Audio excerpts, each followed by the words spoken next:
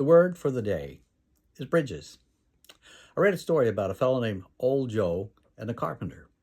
Now, Old Joe was best friends with his neighbor, and they'd lived side by side for years. Their wives had passed away, their children had grown up and had moved out. And then one day, they had a real argument. There was a calf that appeared on Joe's property, and his neighbor came over and said, "That's my calf." And Joe said, "No, no, that's my calf. Its markings are consistent with mine." And they got in such a dispute that the neighbor left and they wouldn't speak to each other. A couple of weeks went by and a young carpenter came and he knocked on the door and he said, "Joe," he said, "I'm here. I'd like to do some carpentry work. I'm a traveling carpenter." And Joe says, "I have a project for you. I've got some material out in the barn." He said, "You look over there and you see that neighbor of mine?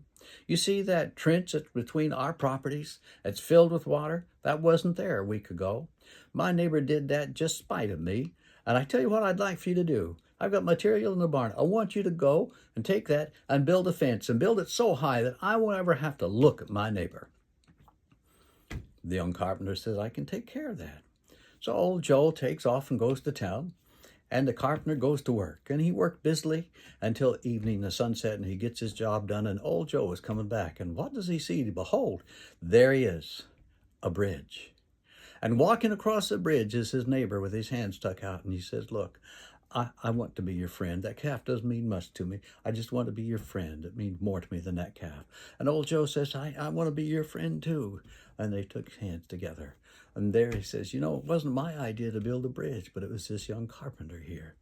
And the carpenter picked up his tools and started to walk away. And he said, "Oh, come back. We got a lot of work for you." And he says, "Oh, no, I've got more bridges to build." Do you have some bridges to build? The word for the day is bridges.